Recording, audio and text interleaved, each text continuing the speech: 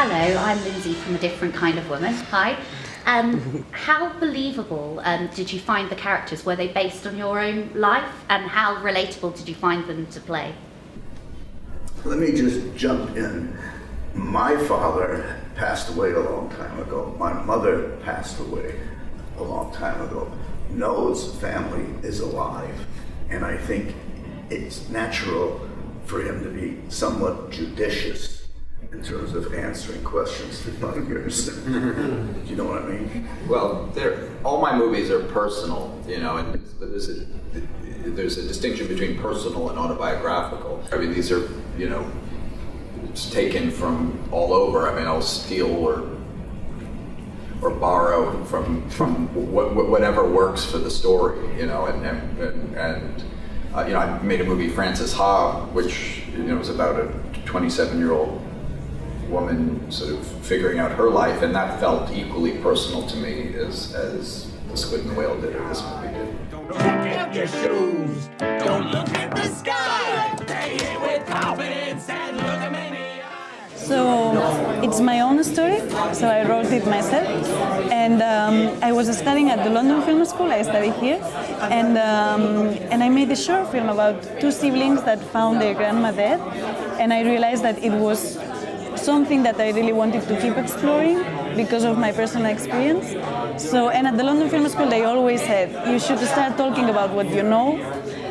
So it was very natural, after this short, I decided that this should be my first film, I think that we are a bit getting better and better on portraying women in films, and mainly I think that it's because there are more and more women filmmakers, I really think that it has a lot to do with that. I don't know if it's my mother, but my younger sister, had a baby when she was really young, and she mostly raised the baby by herself.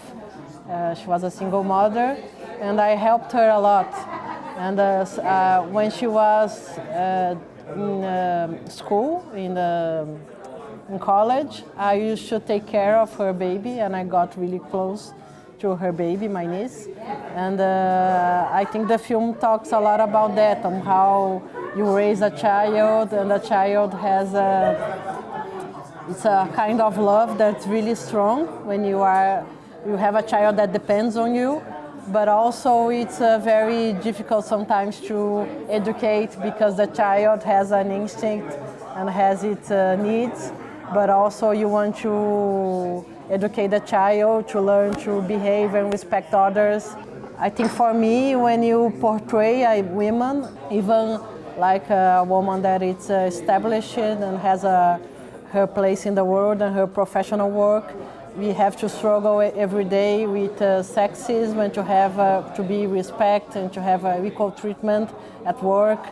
So the decision of writing, directing, and acting in the same film kind of came all from the necessity of finding a good role for myself. Women look at women in a different way that men look at women. So I think that women telling stories about women shows something that we're not that accustomed to see just because the industry has been not dominated by men.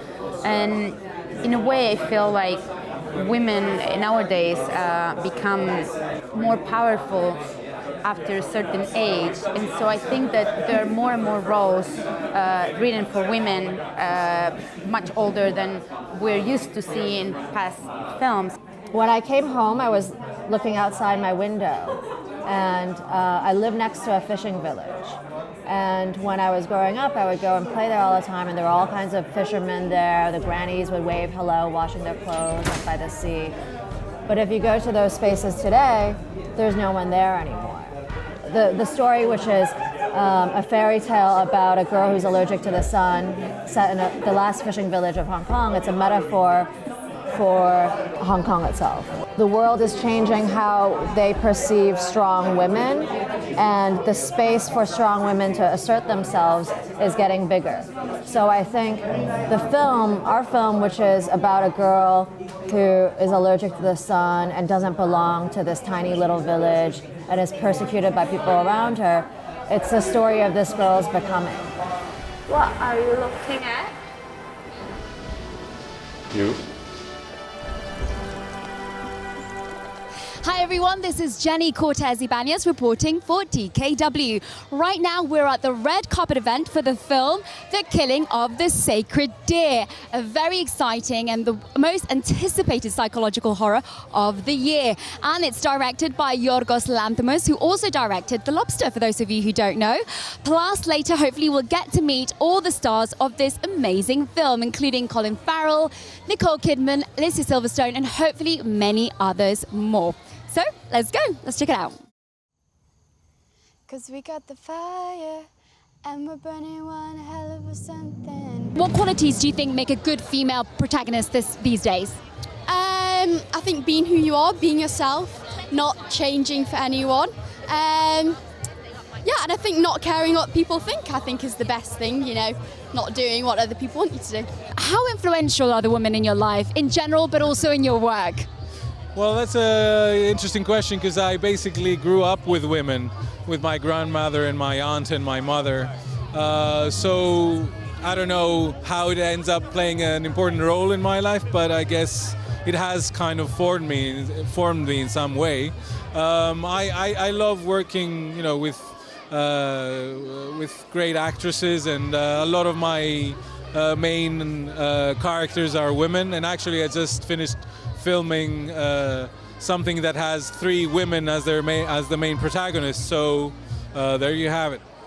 This year we have 25% of the program directed by women, which feels like it's still not enough, but it's over 60 feature films, and there's definitely a correlation. I think in recent BFI filmography launch, we could really see that there's a correlation between the roles for women on screen and who's crewed up behind the scenes. So more women as directors, as producers, is definitely likely to lead to stronger roles for women in front of the camera. And I think this year, one of the things that's really exciting about the program actually is that, you know, there's a lot of really powerful roles for women in our headline galas. Emma Stone in Battle of the Sexes playing Billie Jean King, who did so much to address gender inequity in this, you know, in the field of tennis. We've got tonight Nicole Kidman doing a brilliant performance in Yorgos Lanthimos' The Killing of a Sacred Deer.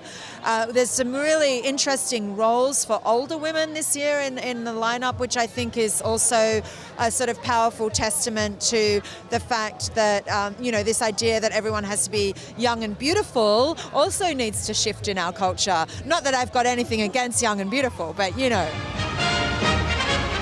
There's no business like show business, like no business I know. Everything about it is appealing.